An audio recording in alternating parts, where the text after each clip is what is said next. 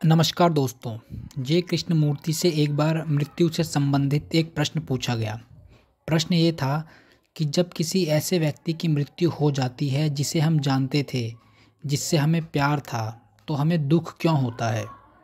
कृष्णमूर्ति जवाब देते हैं, जब आपके किसी मित्र की या निकट संबंधी की मृत्यु हो जाती है तो आप दुखी हो जाते हैं। क्या आप उस व्यक्ति के लिए दुखी होते हैं जो मर चुका है, या आप अपने लिए दुखी होते हैं?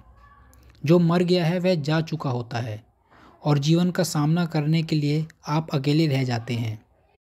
जब वह व्यक्ति आपके साथ था तो आप कुछ सुरक्षित सा अनुभव करते थे, थोड़ा सुखी अनुभव करते थे। आपको मित्रता का साथ होने का अनुभव होता था। वह विदा हो चुका है और पीछे रह गए आप अपनी असुरक्षा के साथ। ऐसा ही है ना? आपका अकेलापन आपको लगातार कचोटता रहता है। आपको पता है कि आपसे आपका साथ छीन लिया गया। ऐसा व्यक्ति था जिसके प्रति आप निसंकोच होकर आप जैसे भी हैं, जो भी हैं, उसे व्यक्त कर सकते थे, उससे कह सकते थे। जब वह व्यक्ति जा चुका है तो आप बहुत दुखी हैं, चूँकि आप अकेलापन महसूस कर रहे हैं, चूँकि अब कोई ऐसा नहीं है जो आपके इस अकेलेपन को दूर करने में आपकी सहायता कर सके, इसलिए आप दुखी हैं। परंतु आप उस व्यक्ति के लिए दुखी नहीं हैं, आप अपने लिए दुखी हैं। और दुखी होने के कारण आप अनेक तरह के सिद्धांत गढ़ लेते हैं, अनेकों विश्वास अपना लेते हैं। क्या यह बहुत ज़रूरी नहीं है कि निर्भरता की इस प्रक्रिया को समझा जाए? मनुष्य किसी दूसरे पर निर्भर क्यों रहता है? मैं दूध वाले पर, पोस्टमैन पर और उस व्यक्ति पर जो कि इंजन चलाता है, बैंक पर और पुलिस वाले पर अवश्य ही निर्भर करता हूँ, पर इन पर निर्भर करना उस तरह की निर्भरता से एकदम अलग चीज़ है जो कि भय और सुख सुविधा की आंतरिक मांग पर आधारित होती है।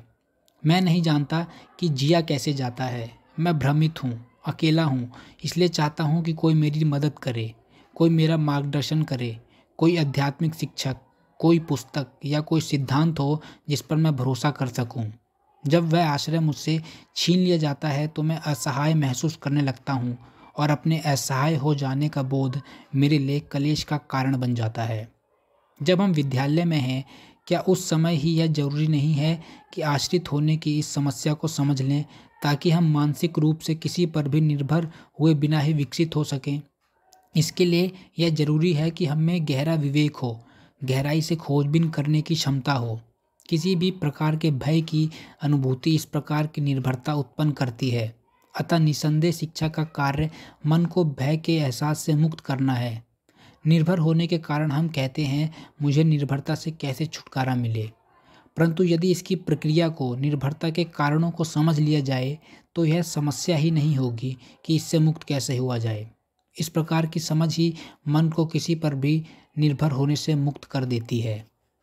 तो दोस्तों, यह प्रश्न यहीं ख़त्म होता है। उम्मीद करता हूँ आपको समझ में आया होगा और अच्छा भी लगा होगा। अगर अच्छा लगा तो वीडियो को लाइक करें और चैनल को सब्सक्राइब करें। And finally, thank you for your valuable time.